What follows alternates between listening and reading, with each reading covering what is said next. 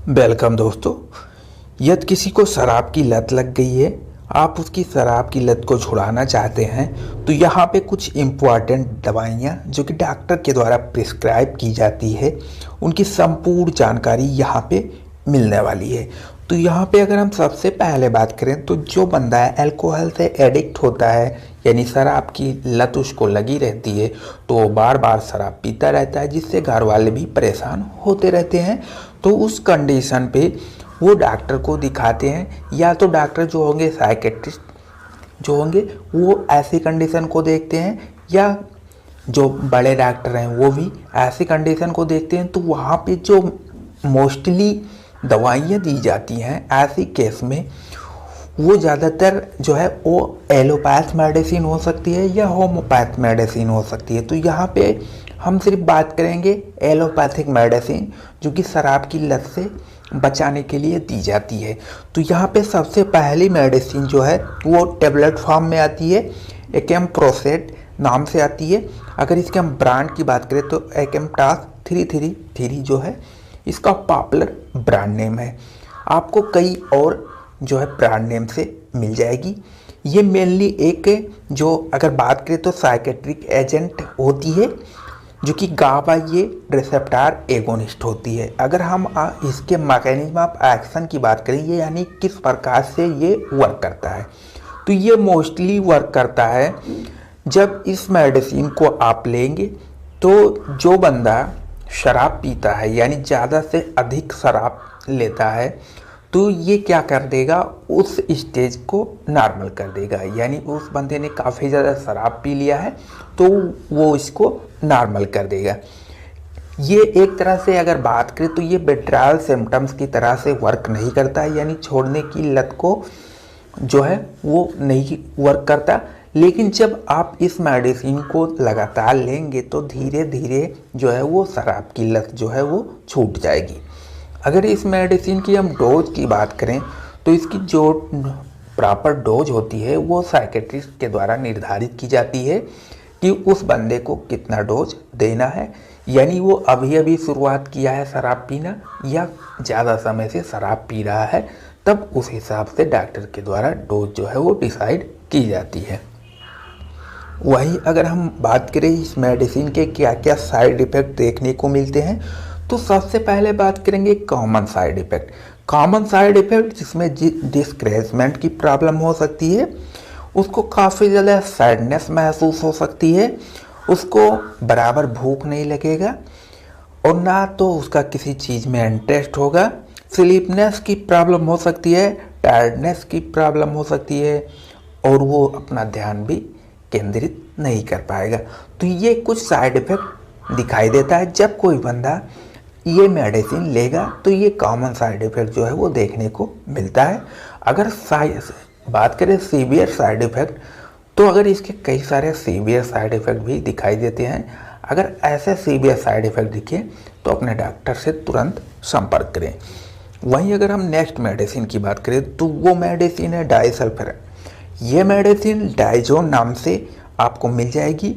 अगर इस मेडिसिन की क्लास की बात करें तो ये एक एल्डिहाइड डिहाइड्रोजनेज इनहिबिटर की तरह से वर्क करता है।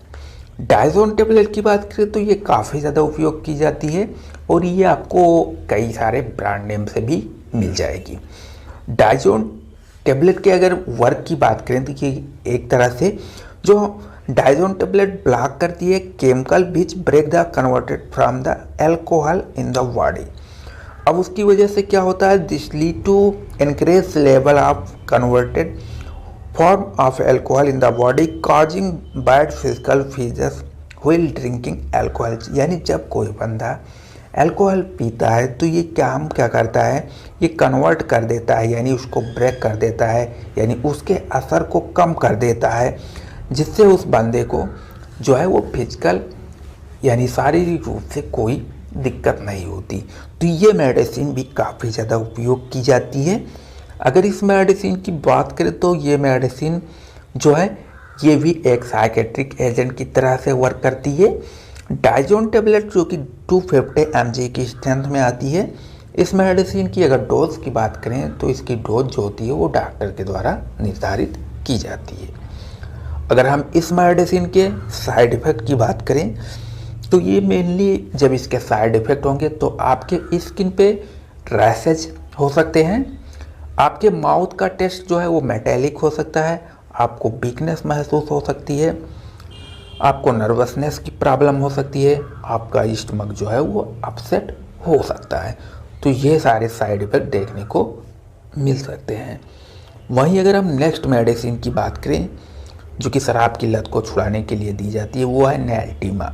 नैल्टीमा जिसमें नैलेट्रोजोन यानी अगर बात करें तो नैलेट्रोजोन हाइड्रोक्लोराइड पाई जाती है।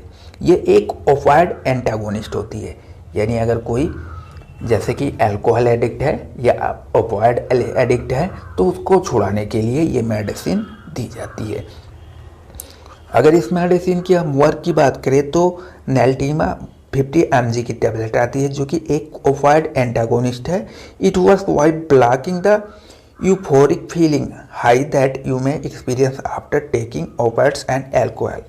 ये काम क्या करता है, जब कोई बंदा ज़्यादा से अधिक ओपाइड ले ले यानी चरस, गांजा, भांग ये ले लेता है या अल्कोहल ले लेता है तो उसकी जो फीलिंग होती है वो काफ़ी ज़्यादा हाई हो जाती है, तो ये उसको ब्लॉक कर देता है, यानी उसको कुछ भी नहीं चढ़ता है। यानी जो लत होती है, यानी एक तरह से कह सकते हैं कि लेने के बाद जो आगे देखने को मिलता है कि वो बंदा काफ़ी ज़्यादा जो है वो कुछ भी बोलता रहता है, तो ये उसको ब्लॉक कर देती है। This reduce craving and helping you remain of the name. ऐसा करने के बाद ये मेडिसिन लेने के बाद जो है वो बंदा पूर्ण रूप से स्वस्थ रहता है, यानी ठीक रहता है, उसमें कोई अदर एक्टिविटी नहीं दिखाई देती। अगर इस मेडिसिन की हम बात करें तो ये मेडिसिन भी डॉक्टर के द्वारा जो है वो प्रिस्क्राइब की जाती है और इसकी डोज भी निर्धारित की जाती है।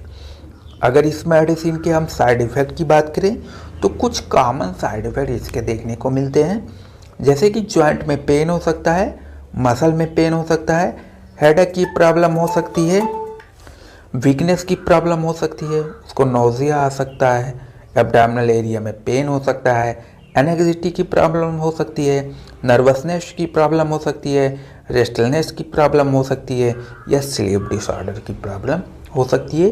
तो ये कुछ कॉमन साइड इफ़ेक्ट दिखाई देते हैं। अगर कोई सीवियर साइड इफ़ेक्ट दिखे तो अपने डॉक्टर से तुरंत संपर्क करें।